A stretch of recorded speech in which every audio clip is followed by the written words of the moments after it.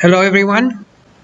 Today I'm going to discuss how we can do database first development using the latest version of Entity Framework in the ASP.NET Core 2.0 world. And then we will look into some annotations that we can use. So let's get started.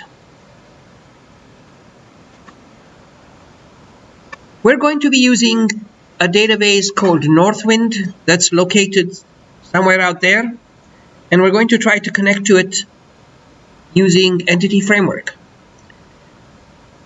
Now, unlike with ASP.NET MVC 5, where you can create an EDMX file and have a visual model of the database, in the case of ASP.NET Core, you have to use some command line commands using the command line interface .NET in order to connect to that database. So we're going to start a new Visual Studio project.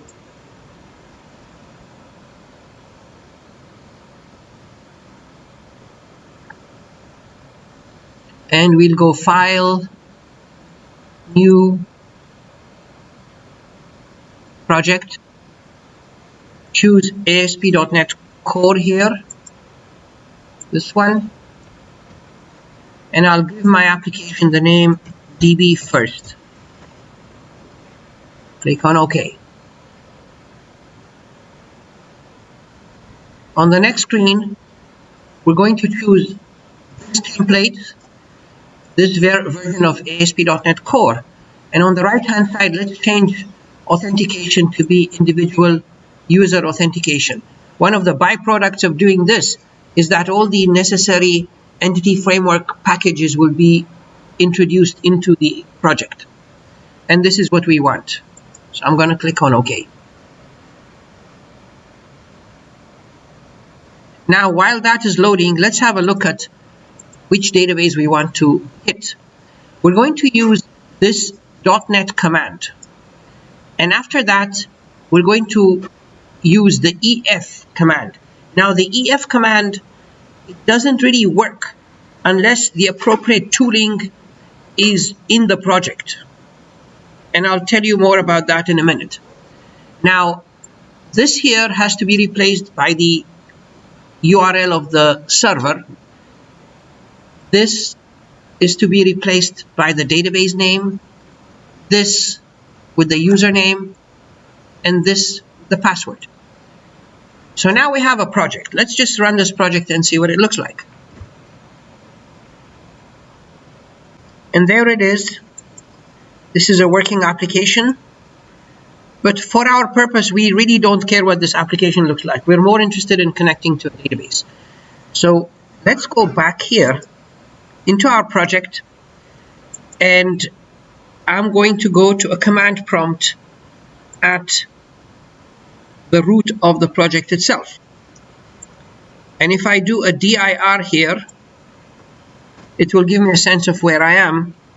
I'm actually located at where the definition of, or the CS proj is located. So at this point, let me run this command after entering the data for server, database, username, and password.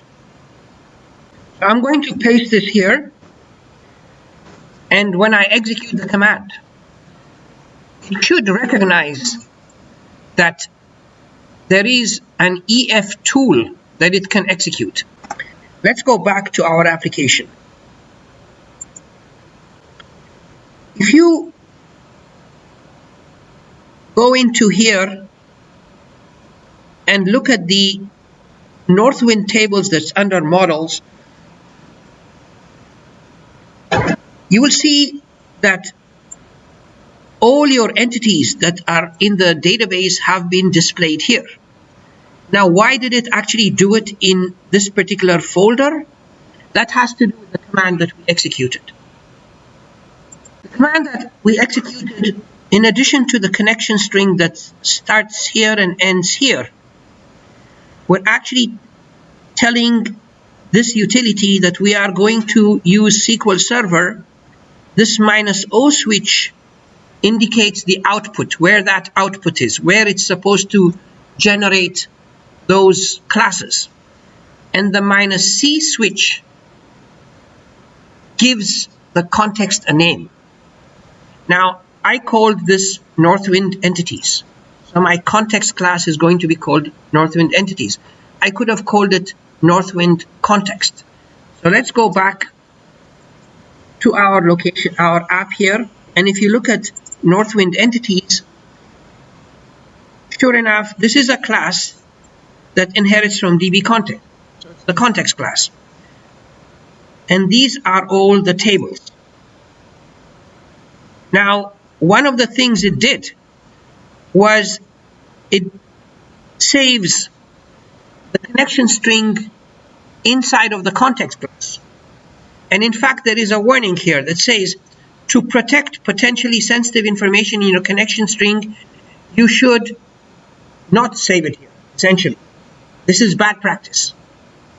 So where should these connection strings go to? Well, the best place for a connection string is in the app settings file in the root of this project. So if we open up this app settings file, this is where you should actually put your connection string. I'm going to put a comma here. We'll create a connection string which we'll call Northwind, and I shall paste my connection string right here. So I just pasted the connection string in here. The server I'm going against is this, and the database I'm going against is Northwind.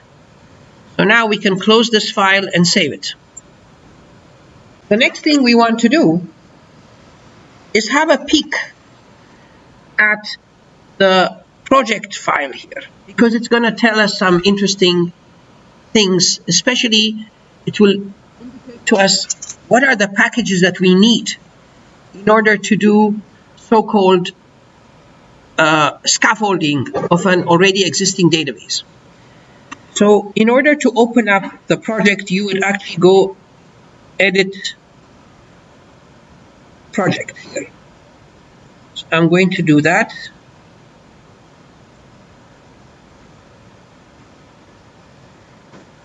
And there are two groups here.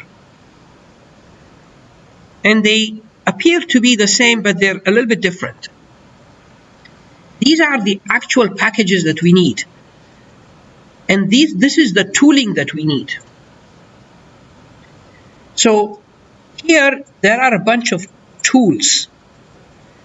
And one of them is the tool that we used in order to scaffold this database.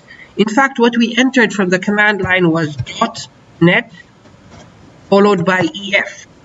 This EF is a piece of tooling that was added to the environment at that location as a result of this line here, this particular line here. It provides for tooling. And of course, here we have our entity framework package. That's why we were able to do the scaffolding from the command line. Inside of the startup.cs,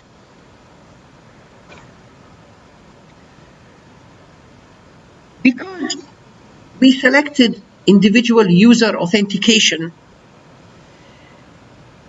it is registering this application DB context, which uses this connection string. Now, we want to register our Northwind database that also uses SQL Server, but has a different connection string. The connection string we are going to be using is called Northwind. Let us register this right here. I'm going to take this and pop it in here. So what it's saying here is,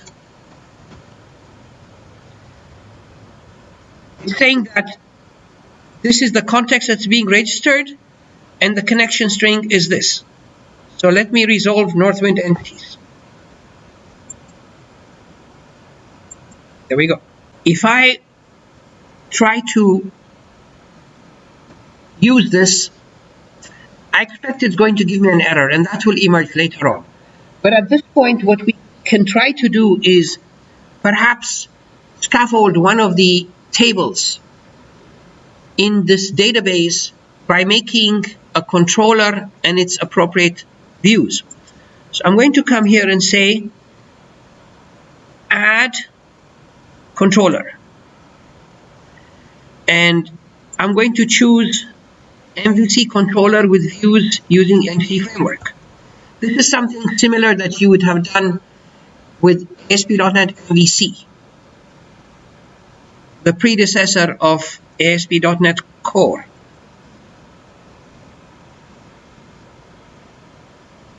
For model class, I'm going to choose categories, and there it found it. But the data context class, I will be choosing Northwind Entities. Let me click on Add. And here we have our categories controller with all the bells and whistles. It's got the index action method, the details action method, the create, edit, and delete. And we will also find under views and categories the various views. Now, if we run this, we would have to type in /categories/ in order to hit the main page for the categories pages. Better still, let's add a button to our main menu. So we can go under Shared, Layout,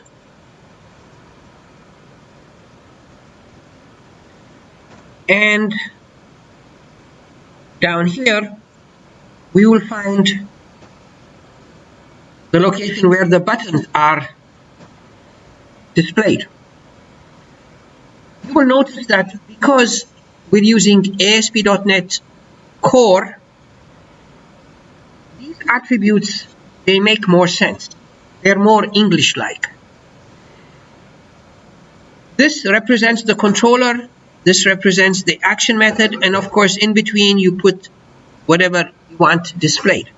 In our case, our controller is called categories,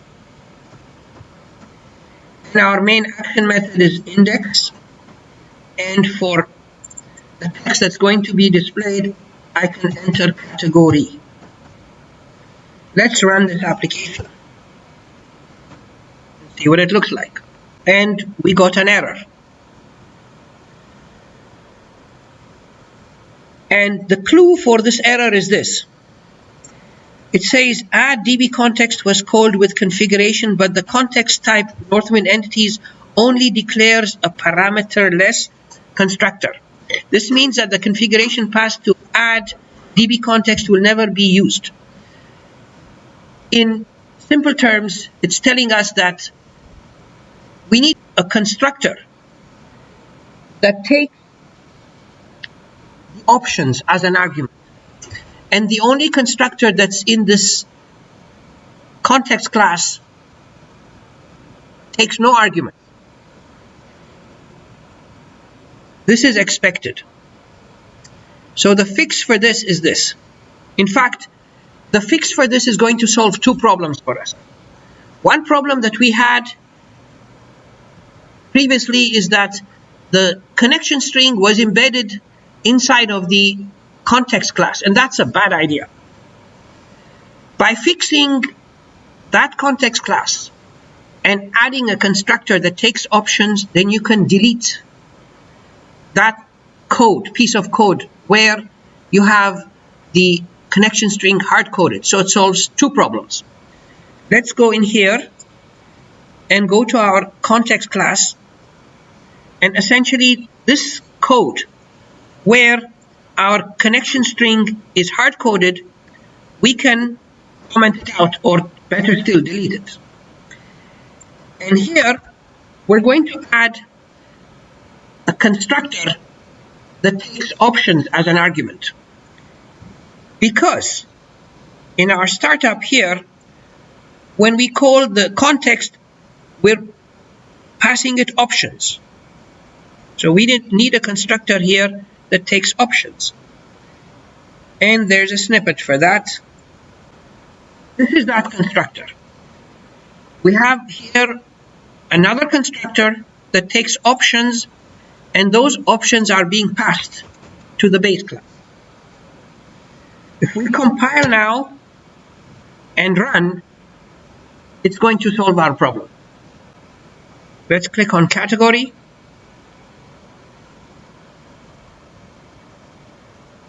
And sure enough, we see our views.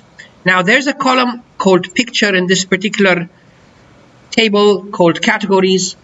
That is a binary object. So we can actually get rid of that column to make this look nicer. So I'm going to go into all of my views and get rid of the picture column. I'm going to go into the create view and get rid of the picture here. Go in my delete. And if I see anything to do with picture, I'm going to delete that. Let me go into details and do the same here. Go into edit. And there you go, you have something to do with pictures. Let's delete it. And finally, index. There would be two places. One would be like the column titles. So let's get rid of this. And down here is where the picture is being displayed. Let's get rid of this. Let's save. And because this is just a view, you don't even need to recompile. So here we go. The list looks nice. Let's create a new category. With new category, let us enter something here. Create. So let's edit this. Come back here. Make this X's. Let's go down here. Look at the details. And there it looks good. And finally, let's delete it so this all works. Everything's good. Now, the next thing I want to cover is some of the annotations that you can add to your model so that you can improve your validation or have better validation. Now, our models, they all exist right here. And this was created for us by that scaffolding tool. Let's go to product. Now, as far as product is concerned, maybe in order to understand, to get a better sense, we'll add some annotations here, and then we'll do some scaffolding, so you can know the effects of that, of the annotations that we're going to be adding. The most basic annotations are these ones. You can have a required annotation. This basically means that the field is mandatory. Let's resolve this required annotation. And I can enter an optional error message if necessary. We can enter here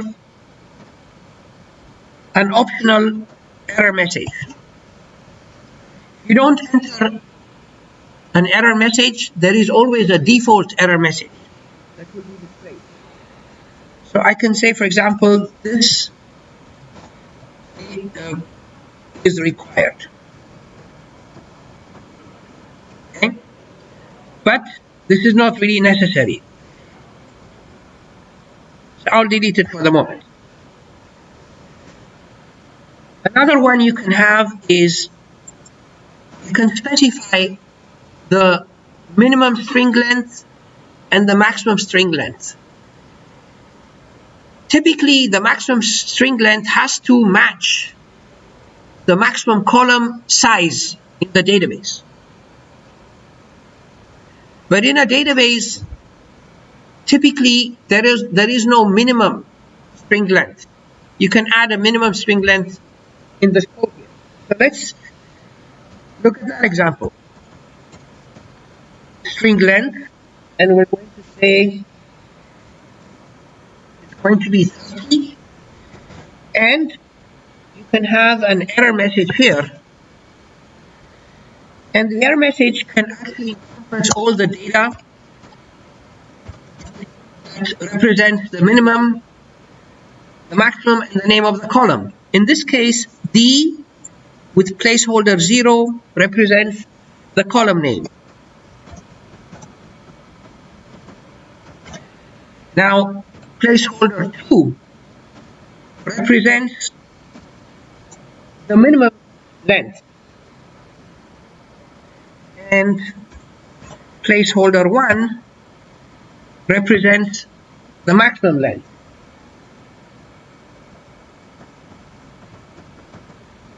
So you can have here minimum length equals to 5.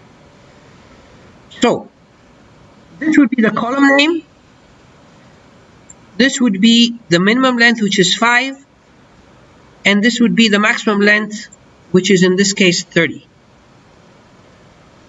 Another thing that you can also have in terms of validation is regular expressions.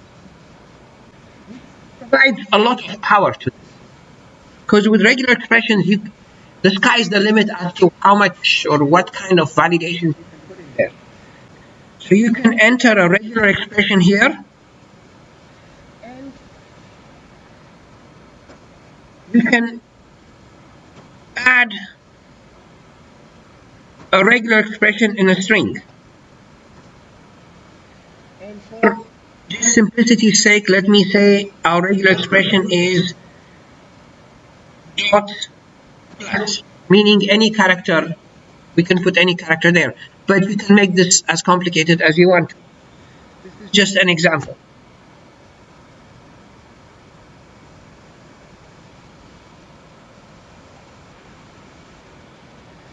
The next thing you might want to add in here is a range. For example, in the case of the price, you might want to say the range for price is between 0 and say 60,000. That you don't expect prices to be more, unit prices to be more than $60,000. Now, if you have a situation where you want to compare two fields, and the example that comes to mind is when you're registering a user, you typically ask the user to enter an email and a confirm email address. So you want to be able to compare the confirm email address with the email address to make sure that they're the same. In a case like that, you can do something like this. So here you're saying, I want to compare reorder level with units on order, and they have to be the same. The other thing is, display is if you want the column title to be different from what the column name is in the database. Example, you don't really want to display this with product and name fused together. You want to put a space in between. So you'd have something like this. Display,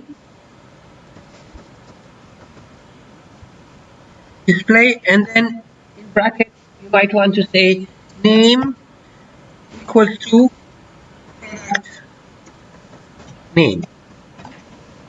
So this will display with this title in all the views, but internally it will be called product name without a space.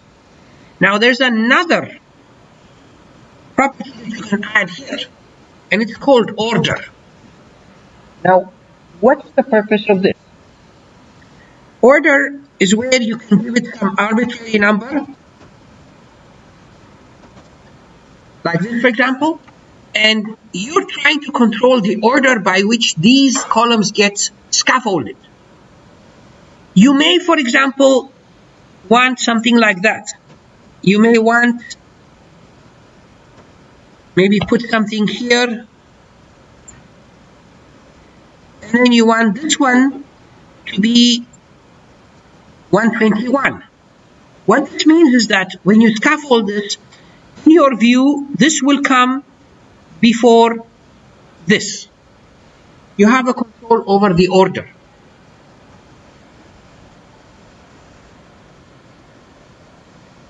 Another thing that controls the scaffolding is a property called scaffold column. When I come here and I use the scaffolder, which means add new controller and so on and so forth, there could be some columns that I don't want it to scaffold. So you can actually tell it, do not scaffold for me this. You say scaffold column and pass it false. You don't want it. Let us experiment with this. Let me come here and literally tell it I don't want any of these to be scaffolded. And in a moment we're going to scaffold them. And we'll see that they will not be scaffolded. Another interesting thing is display format. I can come here and say display format, and where you can apply formatting for the way that these columns get displayed, i.e. if it's a date, you want to control the date format. If it's a number, you may want to display it as a currency format. We have a unit price here, and it makes a lot of sense to display this in currency format. So we can specify the format we wanted to display with. So I can say apply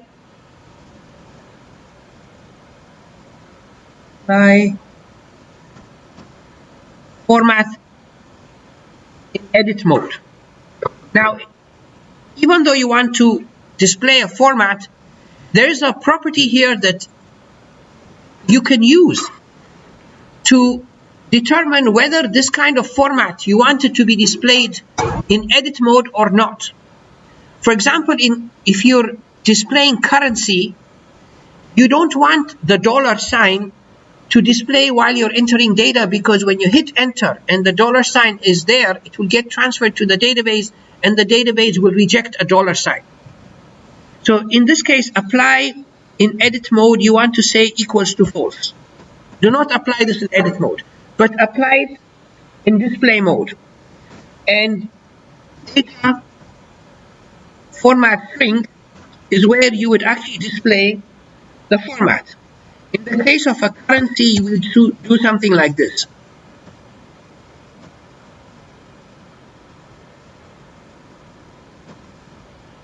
So this is the way you'd apply currency formatting for this particular column. And in edit mode, you would not see that dollar sign.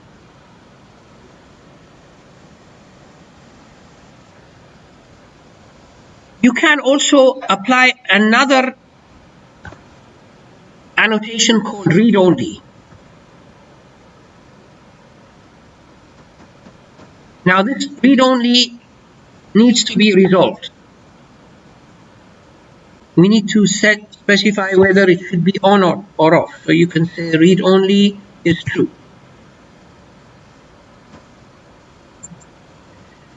This indicates whether you want that field to be displayed as read-only on your HTML, on your UI. There's another field that indicates whether you want it to be hidden. Let's come here and say that this one we want it to be displayed as hidden.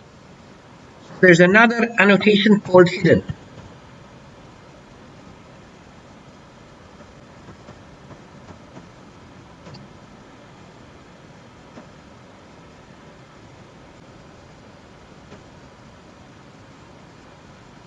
You see, I may want this to be hidden. Finally, there is a very useful annotation that determines which HTML5 input type you want it to generate. What do I mean by that? In HTML5, they created input types of date, of color, of URL, and so on and so forth. I'm going to put a date column here. Let us say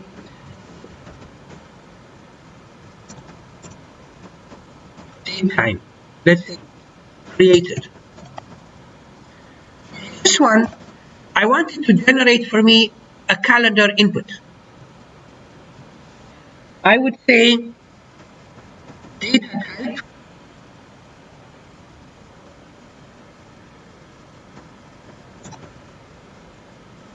dot date. This would generate a date control, an HTML date control when you display it. So there are a number of these. There is duration, date time, image URL, multi-line, password, etc., etc., etc., and all of these types. There's even credit card. Now, let me delete this because it really doesn't match my database. And let me scaffold this. See what's going to happen. I come here and I scaffold product controller. Let me just compile.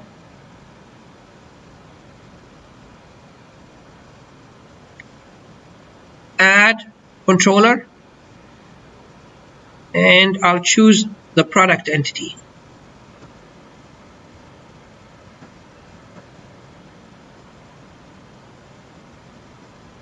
I've done that. Let's compile. And let me run this. I come here and I go products.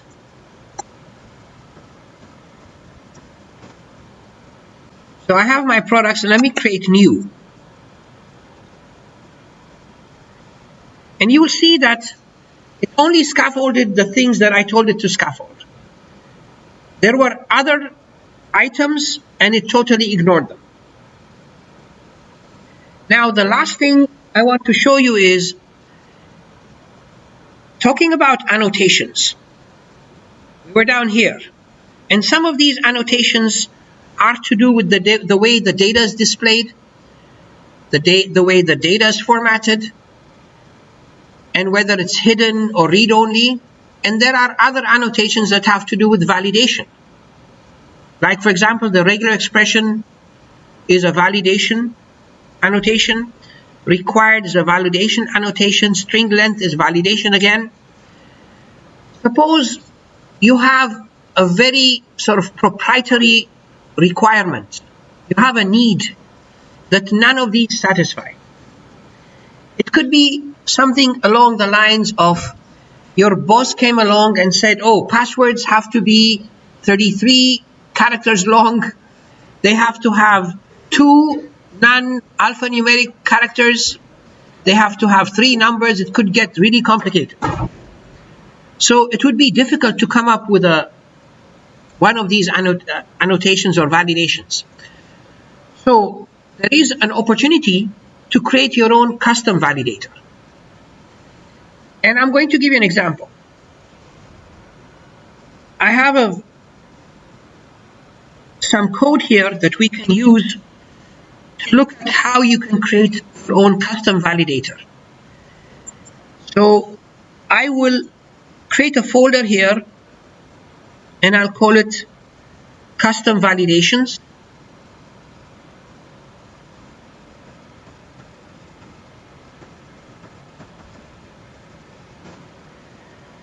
And I'm going to create a class here called exclude char.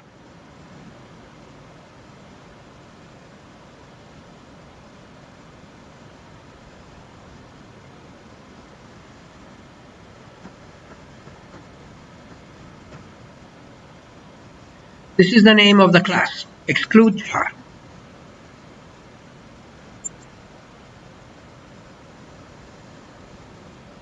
And I'm going to paste the code that I have in memory here. Now, in order to create your own custom validator, you have to create a class that inherits from validation attribute. I'm going to resolve this.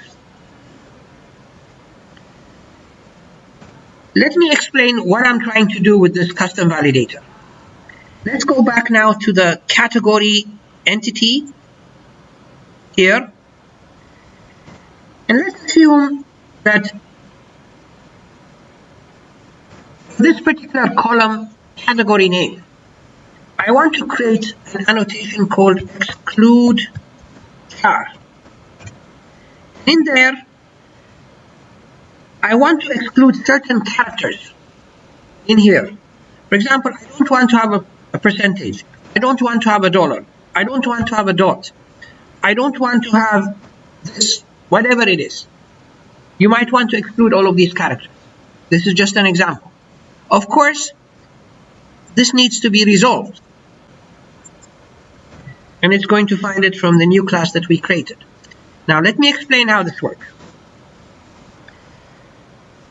We said that in order to create your custom validator, you have to inherit from the validation attribute. In the constructor, you have to pass the characters that you have for your attribute or for your annotation. And you have to have a default error message. If the user enters their own error message, as in doing something like this, you can still enter your own error message, and this would be custom.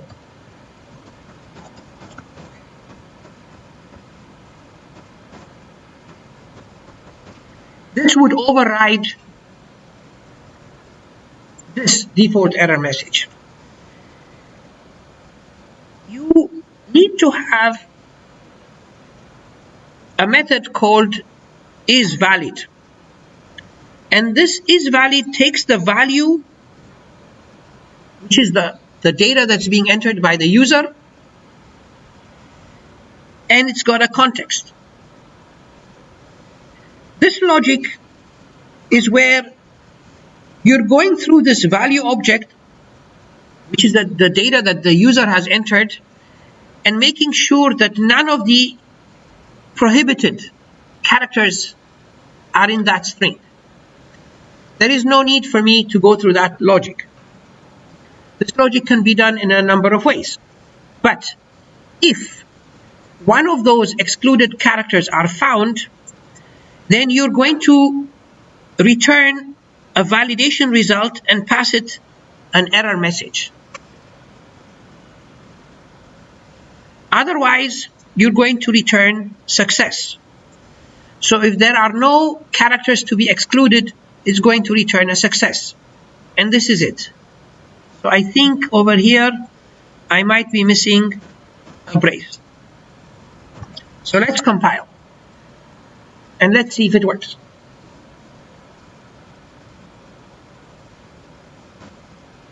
So let's come here and go back to category.